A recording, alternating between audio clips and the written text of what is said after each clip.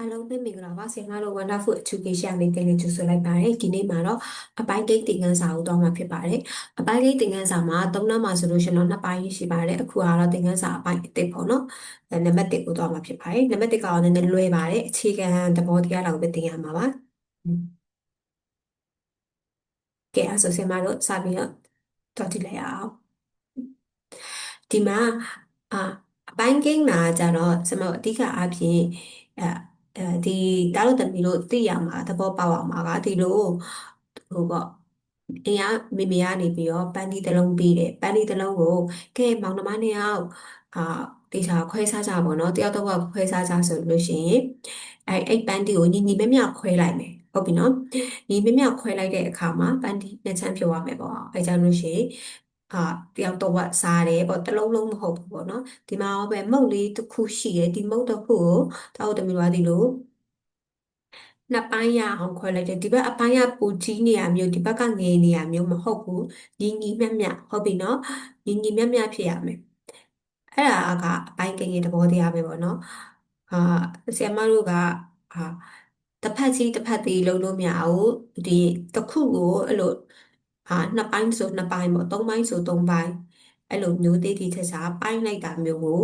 အပိုင်းကိန်းရဲ့သဘောတရားလို့ပြောလို့ရတယ်ဟုတ်ပြီနော်ဒီမှာဆိုလို့ရှိရင်ဒီပေါင်မုတ်ကိုအလဲကနေပြီးတော့တေးတီချက်ချာပိုင်းလိုက်တဲ့အခါမှာဒီလိုနှစ်ပိုင်းရပါတယ်ဟုတ်ပြီနော်တစ်ခုကိုဆရာမတို့ဘယ်လိုလုပ်မှလဲဆိုတော့နှစ်ပိုင်းပိုင်းမှာတစ်ခုအပြည့်ကိုနှစ်ပိုင်းဖြုတ်ရမှာ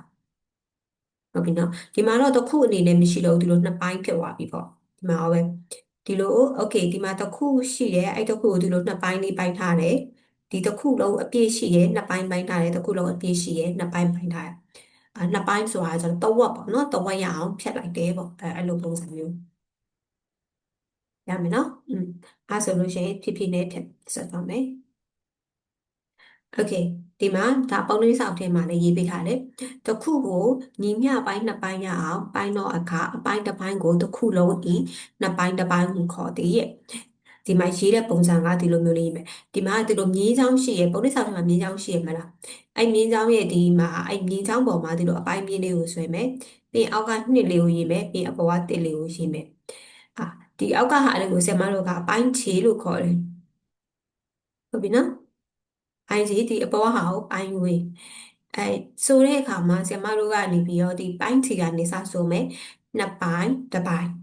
ဟုတ်နော်နှစ်ပိုင်းတစ်ပိုင်း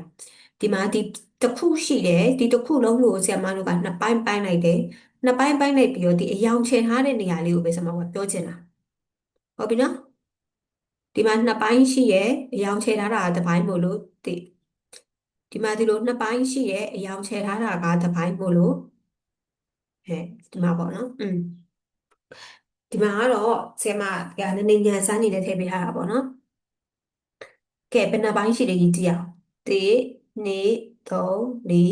5 6 9 10 9 10ပိုင်းရှိတယ်ဟုတ်ပြီနော်10ပိုင်းကအောက်မှာရေးမယ်အယောင်ချယ်ထားတာကဘယ်လောက်တော့1 2 3 4 5အယောင်ချယ်ထားတာက5ဆိုတော့10ပိုင်း5ပိုင်းဒါပဲလွယ်လွယ်လေးနော်ရှိတဲ့အပိုင်းတွေအကုန်လုံးကိုအောက်ကပိုင်းခြေမှာရေးမယ်အယောင်ချယ်ထားတဲ့ဟာကိုအပေါ်မှာရေးမယ်ကိုပြောချင်တဲ့အပိုင်းပေါ့နော်အဲ့ဒါဆိုလို့ရှိရင်နောက်တစ်ခုဆက်သွားပါမယ်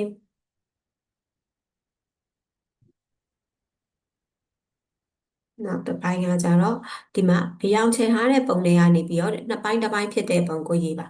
ဒီကပြောတတ်မယ်နော်နှစ်ပိုင်းတစ်ပိုင်းဖြစ်တဲ့ပုံကိုရွေးပါရွေးတဲ့အခါမှာဆရာမတို့ဒီနှစ်ပိုင်းကိုနှစ်ပိုင်းဖြစ်ရမယ်တစ်ပိုင်းကိုအယောင်ချယ်ထားတာကိုရွေးရမယ်ဒါပေမဲ့ဘာကိုဖြစ်ရမလဲညီညီမျှမျှပိုင်းထားရဲ့လားမညီဘူးဆိုလို့ရှိရင်သူကနေသူဘယ်နှပိုင်းပိုင်းပိုင်းဆရာမတို့ထည့်ပြီးစဉ်းစားလို့မရဘူးဟုတ်ပြီနော်အဲ့ဆိုနံပါတ်ကဒီကနေစကြည့်မယ်နံပါတ်ကကြီးဟုတ်ပြီနှစ်ပိုင်းပိုင်းထားတာတော့ဟုတ်တယ်ဒါပေမဲ့ညီရဲ့လားဟဲ့ဒီအပိုင်းကတည်တည်လေးဒီအပိုင်းကကြီးနေတယ်ဆိုတော့ကကြီးကိုမရွေးပါဘူးခါကွေးနှစ်ပိုင်းပိုင်းထားတာဟုတ်တယ်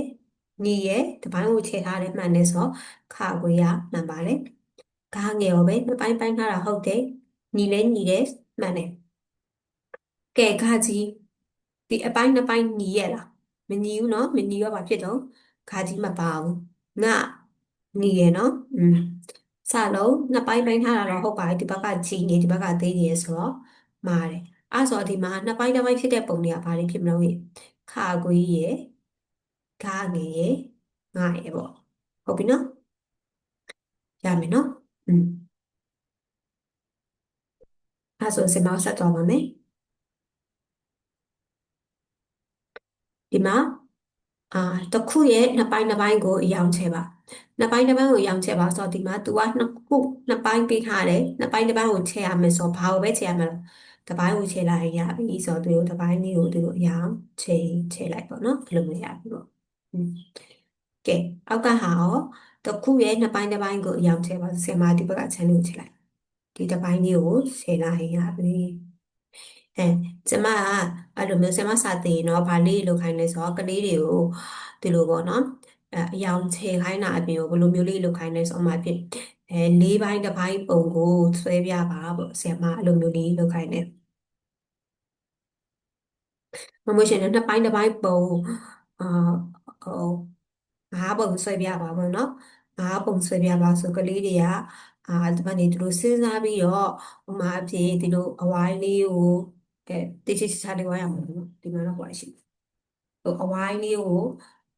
ဆရာမအကျန်းဝမ်းပြမယ်နော်อืมဒီလိုမျိုးတစ်ခုထည့်ပြရမယ်ပေါ့ဒါဆိုလည်းနှစ်ပိုင်းတစ်ပိုင်းခုနကဆရာမပြတယ်ပရိကန်လေးတွေကိုအဲ့လိုအလဲကနေတိတိကျကျပိုင်းတိကျလေးညီရမယ်နော်ဒါဆိုနှစ်ပိုင်းတစ်ပိုင်းအဲ့လိုမျိုးပြီးရင်ဒီလိုပုံစံမျိုးလေးတွေကိုအစုံပေါ့နော်အစုံလုပ်လို့ရတာပေါ့နော်ဒီလိုမျိုးအလဲကနေပိုင်းပဲမတူတဲ့ပုံငါးပုံဆွဲပြဆိုတရားလဲနှစ်ပိုင်းတစ်ပိုင်းဟုတ်ပြီနော်ပြီးရင်လေးပိုင်းတစ်ပိုင်းဆိုလို့ရှိရင်လေသူတို့ကစောင်းဝိုင်းလေးတွေကိုဒီလိုမျိုးလေးစိတ်ထိစိတ်ပဲစိတ်ပြီးသွားပြီဆိုလို့ရှိရင်ဒီလေးပိုင်းတစ်ပိုင်းဖြစ်ပါတယ်အဲ့လိုမျိုးလေးတွေကိုကနေကိုဆွဲကြည့်ပါနော်နောက်လေးပိုင်းတစ်ပိုင်းပုံငါးပုံတော့ဆွဲကြည့်ကြည့်နှစ်ပိုင်းတစ်ပိုင်းပုံငါးပုံတော့ဆွဲကြည့်ကြည့်လို့ရှိရင်ဒါတို့သမီးတို့တိတိကျကျသိသွားလိမ့်မယ်ဟုတ်ပြီနော်အဲ့ဒါရဲ့ပြီးသွားလို့ရှိရင်ကြတော့အခုနောက်တစ်ပိုင်းကိုသွားပါမယ်ဟုတ်ပြီဒီမှာခုနဆရာမကလေးပိုင်းတစ်ပိုင်းကိုကြိုးပြောနေတာဒီမှာပုံနှိပ်စာထင်မှာကျတော့အခုမှလာမှာတစ်ခုလုံးကိုညီမျှပိုင်းလေးပိုင်းရအောင်ပိုင်းတော့အခါအပိုင်းတစ်ပိုင်းကိုအပိုင်းတစ်ခုလုံးလေးပိုင်းတစ်ပိုင်းလို့ခေါ်တယ်စာနဲ့ရေးတဲ့အခါမှာလေးပိုင်းတစ်ပိုင်းဒီလိုရေးတယ်နှစ်ပိုင်းတစ်ပိုင်းနဲ့လေးပိုင်းတစ်ပိုင်းဒီအပိုင်းကိန်းများဖြစ်တယ်ဟုတ်ပြီနော်သူသုံးနာမှာစပြီးတော့အပိုင်းကိန်းတွေကိုစာပြီးသင်ရပြီဒီလိုမျိုးဟာကိုဆမလို့ဘယ်လိုခေါ်တော့အပိုင်းကိန်းလို့ခေါ်တယ်ဟုတ်ပြီနော်အပိုင်းကိန်းကြီးဆိုတဲ့ဘောဒီတစ်ခုလုံးအပြည့်မရှိဘူးလို့ပြောချင်တာဒီလိုတစ်ခုလုံးအပြည့်ဆိုလို့ရှိရင်တော့ဆမတို့ကဒီလိုအကုန်အပြည့်ဆိုလို့ရှိရင်တော့တစ်လို့ပြောမှာပေါ့ဒါပေမဲ့ဒီမှာတစ်ခုလုံးအပြည့်မဟုတ်ဘဲနဲ့ဒီတစ်ခုလေးကိုပဲဒီအပိုင်းတိတိတစ်ပိုင်းကိုပဲပြောချင်တာဆိုတော့လေးပိုင်းတစ်ပိုင်းပေါ့နော်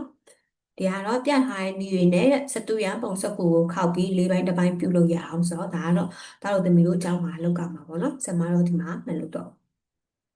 อืมဒီမှာလည်းအရေးကြီးရနော်ညီမျှပိုင်းနော်ညီမျှမျှဖြစ်မှရမှာနော်တစ်ပိုင်းကသေးပြီးကျန်တဲ့သုံးပိုင်းကကြီးနေလို့ရှင်လည်းမရအောင်อืมအပိုင်းလေးသင်ခန်းစာတော့တကယ်ဘာမှတော့သိမရှိပါဘူးဟုတ်ပြီကဲစားလာပြီတစ်ခုရဲ့လေးပိုင်းတစ်ပိုင်းကိုအယောင်ချဲပါသို့မဟုတ်ခဲချစ်ပါပုံလေးဆောင်မှာရှိတဲ့ကလေးကပုံလေးဆောင်နဲ့တခါတည်းဆရာမနဲ့တူတူလိုက်လုပ်လို့ရတယ်ဆရာမလည်းဒီမှာလုပ်တယ်ကဲဆိုတော့လေးပိုင်းတစ်ပိုင်းဆိုတော့လေးခုရှိတယ်ဟုတ်ပြီတစ်ခုလေးကိုအယောင်ချဲလိုက်ရင်ပြီးသွားတယ်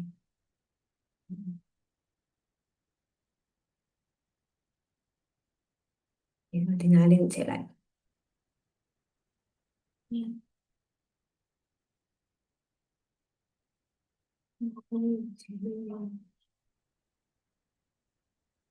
ဒီလေးခက်လာလေးချဲတော့နော်ဆရာမကဒီလိုပဲလာတာ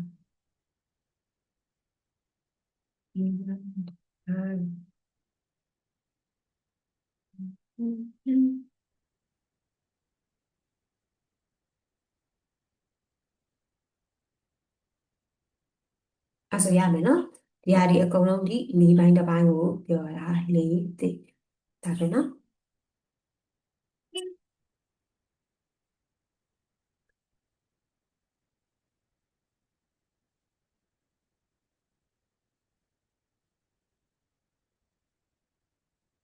อืมဒီမှာကျတော့ပေးထားတဲ့အပိုင်းတွေအတွက်ပုံတွေကိုအယောင်ချဲရအောင်ဆိုတော့နှစ်ပိုင်းတစ်ပိုင်းဆိုတော့ဗာလေးလိုလိုက်မယ်နော်တစ်ပိုင်းကိုချဲလိုက်ရပြီနော်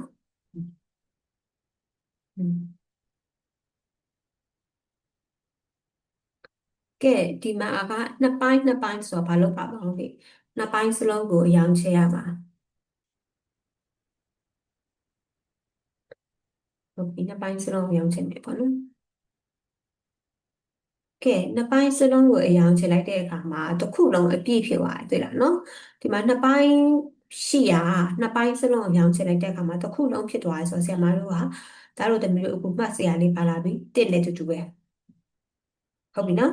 ဒီမှာသုံးပိုင်းရှိတယ်သုံးပိုင်းစလုံးကိုသူကအရောင်ချဲလိုက်ရမယ်ဆိုလို့ရှိရင်ဘာနဲ့တူတူပဲတော့လေတစ်နဲ့တူတူပဲမှတ်ထားမယ်နော်လေးပိုင်းရှိတယ်လေးပိုင်းစလုံးကိုအရောင်ချဲရမယ်ဆိုလေတစ်နဲ့တူတူပဲဒါလေးကိုစမ်းသပ်ကြည့်ဒီမှာလေးပိုင်းရှိတယ်ဒီကနေပဲတော့ပါပဲဖြည်းဖြည်းချင်းပေါ့ဖြည်းဖြည်းချင်းပေါ့ခုလေးပိုင်းတစ်ပိုင်းချင်မယ်နော်လေးပိုင်းတစ်ပိုင်းချင်မယ်อืมလေးပိုင်းနှစ်ပိုင်းကိုချင်မယ်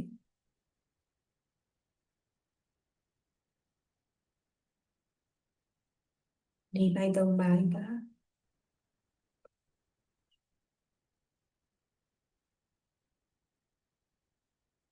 အေးလေးပိုင်းကအကုန်လုံး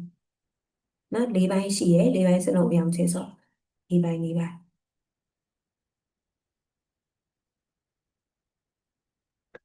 โอเคအဲ့ဆိုဒီမှာနှစ်ပိုင်းရတယ်ဒီလိုအပြည့်ဖြစ်သွားတယ်နော်ပုံတစ်ခုလုံးအပြည့်ဖြစ်သွားတယ်ဒီမှာလေးပိုင်းရတယ်ပုံတစ်ခုလုံးအပြည့်ဖြစ်သွားတယ်ဆိုတော့ဒီမှာလေးပိုင်းဒီတစ်ခုလုံးနဲ့ညီရယ်မှတ်ထားမယ်နော်အဲ့ဆိုဆရာမတို့ဘာပြောလို့ရအောင်ဟဲ့ဒီမှာဆိုတစ်ကနှစ်ပိုင်းနဲ့လည်းအတူတူပဲပြီးရင်လေးပိုင်းနဲ့လည်းအတူတူပဲမှတ်ထားမယ်နော်စတာစတာဟုတ်ပြီပြီးရင်နောက်မှာနော်လေ့ကျင့်ခန်းမှာပါတော့မှာနော်ဒီဟာပြီးရင်ဒီမှာကြည့်ရအောင်နှစ်ပိုင်းနဲ့ဘယ်ပုံလေးနဲ့တူတော့နှစ်ပိုင်းနဲ့ဒီမှာတွေ့တာလေးပိုင်းနှစ်ပိုင်းနဲ့တူရနော်ဟုတ်လားနှစ်ပုံရင်တစ်ပုံကိုခြေတာနဲ့လေးပုံရင်နှစ်ပုံကိုခြေတာနဲ့ကအတူတူပဲอืมဆိုတော့ဒီနှစ်ခုကိုဒါတို့သမီးတို့တိတိကျကျမှတ်ထားမယ်ရမယ်နော်ဒါဆိုလို့ရှိရင်ဒါလေးရတော့ဒါပါပဲ